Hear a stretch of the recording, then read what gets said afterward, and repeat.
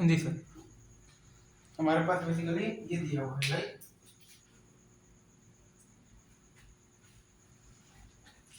सवाल में कह रहा है कि let T and F be two independent events, ये सही है। लेट ई एंड एफ, ठीक है sir, be two independent events, सही है सर, इंडिपेंडेंट इवेंट्स, सही है। Be two the probability that exactly one of them occurs is 11 to 25, ठीक है। the probability that exactly the one of them occurs is आपको दे रखा है बेसिकली 11/25, ये सही है। प्रोबेबिलिटी आपको दे रखा है 11/25, ये सही है। ये ट्रू, अच्छा, और क्या दे रखा है? And the probability of none of them occurring is आपको दे रखा है, एंड द प्रोबेबिलिटी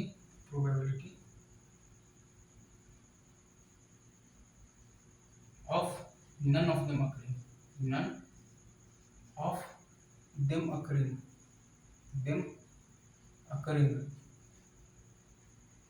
इज आपको दे रखा है, क्या दे रखा है? 2/25, ये सही है।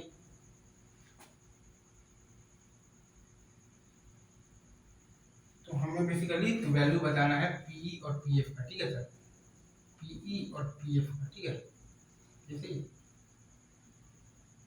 Is it true?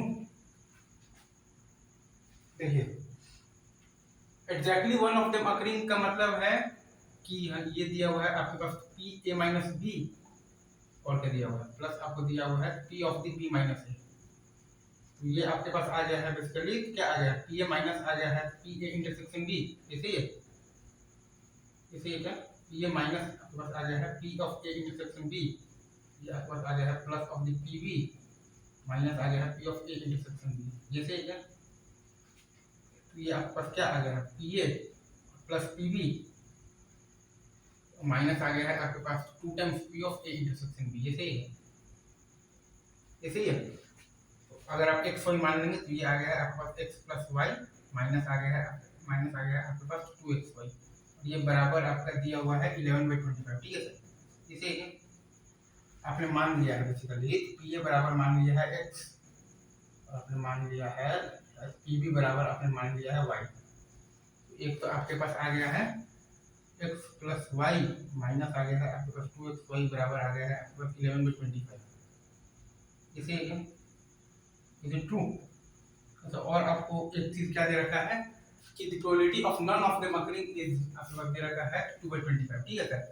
None of them occurring मतलब कि ये आपको बेसिकली क्या दे रखा है? पी ए यूनियन बी का डैश, मतलब कि आपको दे रखा है P A dash intersection B dash, ये ठीक है।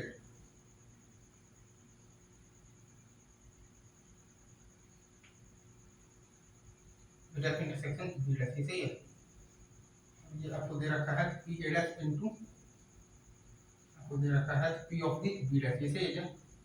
मतलब और चूंकि आपका दे रखा है कि ई और एफ आपके पास इवेंट्स जो हैं वो आपके पास कैसे इवेंट्स हैं, ए और बी मान लिए हैं, ठीक है, इंडिपेंडेंट इवेंट्स हैं। तो ये आपके पास आ गया 1 माइनस एक्स इंटू आ गया है आपके पास 1 माइनस वाई बराबर क्या आ गया है 2/25, ये सही है। अब देखिएगा तो इससे आपका बराबर आ जाएगा एक्स बराबर आ जाएगा 4/5, वाई बराबर आ जाएगा आपके पास 3/5, या फिर आपके पास आ जाएगा एक्स बराबर आ जाएगा आपके पास 3/5, y बराबर आपके पास आ जाएगा 4/5, जैसे इज इट ट्रू?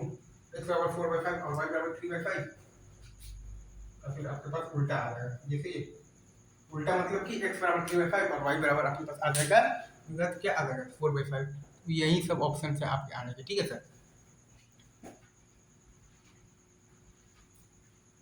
कैसे है?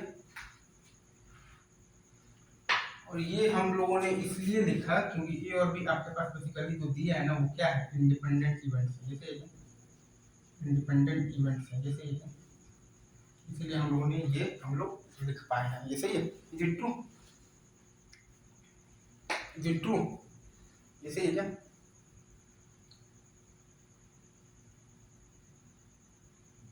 ये समझ में आ गया?